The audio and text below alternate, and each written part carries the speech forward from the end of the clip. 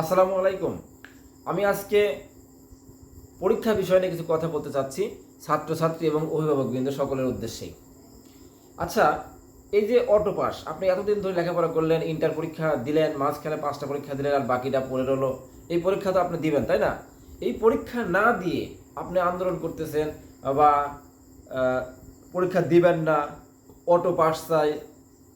আচ্ছা, আমার প্রশ্ন, এটা আমার ব্যক্তিগত প্রশ্ন, সেটা হচ্ছে এটাই আপনাদের কাছে, যে অটো পাস, এই অটো পাস নিয়ে এই সার্টিফিকেট দিয়ে কী করবেন? আপনার সন্তান এই অটো পাসের সার্টিফিকেট দিয়ে কী করবে? আপনার সন্তান তো কোনো জ্ঞানী হতে পারবে না, তার মধ্যে তো কোনো জ্ঞান থাকবে না, কারণ সে অটো পাস। খালি তাই না, সে বাস্তব জীবনে গিয়ে দেখবেন লোকজনের সম্মুখে জোর গলায় কথা বলতে পারবে না। সকলেই বলবে, ও তুমি হচ্ছে ওই অমুক সনের অটো পাস, তাই না? এই কথাই কিন্তু বলবে। তখন কিন্তু ওই ছাত্রটাই অটোমেটিক ছোট হয়ে যাবে সবার কাছে। আপনি অভিভাবক, আপনিও কিন্তু ছোট হয়ে যাবেন। এই জন্য আমি মনে করি যে পরীক্ষাটা নেওয়া উচিত ছিল বলে আমি মনে করি। হয়তো আমার এই কথা অনেক ছাত্রছাত্রী খারাপ লাগতে পারে, কিন্তু এক সময় ওই ছাত্রছাত্রীগুলোই তার ভুল বুঝতে পারবে যে আমাদের ভুল ছিল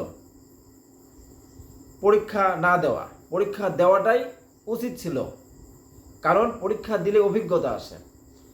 আপনি এখন অটো সার্টিফিকেট নিলেন, এই সার্টিফিকেট নিয়ে আপনি কী করবেন? যখন আপনি এক্সাম দিতে যাবেন, যখন আপনি বিশ্ববিদ্যালয়ে ভর্তি হতে যাবেন, তখন কিন্তু আপনাকে প্রতিযোগিতা করতে হবে। অনেক হাজার হাজার লক্ষ লক্ষ ছেলে মেয়েদের সঙ্গে প্রতিযোগিতা করে পরীক্ষা দিয়েই কিন্তু আপনাকে পাস করতে হবে, তারপরে ভর্তি হতে হবে, তাছাড়া কিন্তু আপনি পারবেন না। আবার চাকরির ক্ষেত্রেও ঠিক তাই, আপনাকে কঠিন পরীক্ষার সম্মুখীন হতে হবে। হাজার হাজার লক্ষ লক্ষ ছেলে মেয়ের সম্মুখে আপনাকে পরীক্ষা দিতে হবে। আপনি তো ক্লাস করলেন না, আপনি তো পরীক্ষা দিলেন না, আপনি তো অভিজ্ঞতা নাই, আপনি তো পারবেন না।